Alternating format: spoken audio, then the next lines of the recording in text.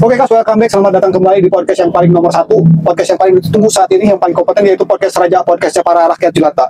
Kali ini kita akan mewawancari seorang rakyat jelata, khususnya tukang ojek, Mang Osad Rosadi. Seperti biasa nih, tukang ojek yang paling kompeten. Bagaimana pandangan dan juga sudut pandang beliau mengenai fenomena saat ini yang sedang viral, yaitu penjarahan buntut dari demo yang anarkis. Mang Osad, bagaimana pendapatnya tentang demo saat ini, penjarahan di rumahnya Sahrawani dan juga beberapa artis yang tergabung dalam membuat DPR, yaitu Uya Kuya dan juga Eko Patrio? Mang Osad, bagaimana pandangan Mang Osad tentang hal ini? Seharusnya itu jangan dilakukan seharusnya. Betul sekali, saya iya, harusnya bermusyawarah dulu gitu. Masyarakat itu. Iya, masyarakat dulu, jangan ambil seenaknya, kan itu barang milik orang lain. Ya gitu aja seharusnya. Jangan. Mungkin hal ini karena sudah terlalu panas, Pak Osad Rosadi. Masyarakat udah terlalu geram dan juga panas, maka hal ini terjadi. Dan salahnya itu Pak Eko dan juga Pak Uya itu melakukan apa namanya ya, blunder mungkin. Iya, kesalahannya itu kesalahannya. Ya udah melakukan sedikit kesalahan, ditambah bukannya minta maaf terlebih dahulu. Iya, minta maaf. Iya, betul. Sekarang udah telat, masyarakat udah panas. Udah terlanjur sekarang aja.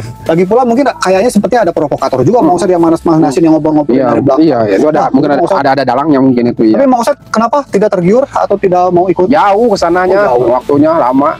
Kalau dekat mau? Ya, kalau dekat pasti ke sana, ikut ke sana.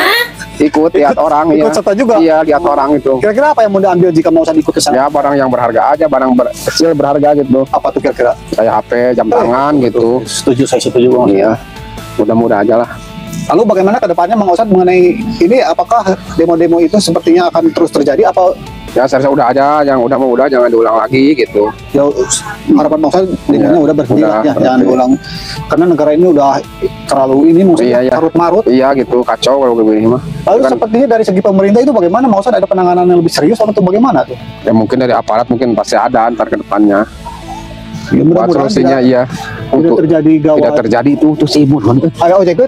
Tuh ingat si ibu kemana tuh? Coba tanya dulu. Oke, mohon maaf. Pemirsa, karena seorang gua kemana? Ojek, sepertinya beliau mendapat penumpang. Be. Ini ditahan dulu. Bagaimana Mang Osad ngojek tuh? Itu kita lanjutkan lagi Mang Osad, ayo. Ada beberapa hal yang harus kita bicarakan lagi Mang Osad. Tunuh KS, Oke, teman-teman netizen, karena narasumbernya Tunuh katanya, karena ini adalah podcast amatir, jadi mau dilanjut? Enggak, ntar aja udah dulu. Ini podcast Raja yang masuk podcast amatir. Iya, ntar aja dulu. Karena narasumbernya yang satu lagi nggak ada narasumbernya. Narasumbernya mau molor, padahal ada satu lagi pertanyaan Mang Osad. Entah kan narasumbernya yang satu lagi belum kesini, ntar kesini. Ya sudahlah, Pak Ondo bisa memaksakan kehendak dari narasumber. Ya, kita akhiri dulu sampai di sini teman-teman. Ya. Podcast Raja, podcastnya para rakyat jelata, yaitu podcast yang membahas bagaimana sudut pandang rakyat jelata tentang hiruk pikuk di dalam negeri ini. Terima kasih atas partisipasi Anda. Sampai jumpa lagi di podcast yang lainnya. Dadah. Lu naksir sama hiruk nanti. Jangan rayu-rayu, aku lagi malas pacaran, aku lagi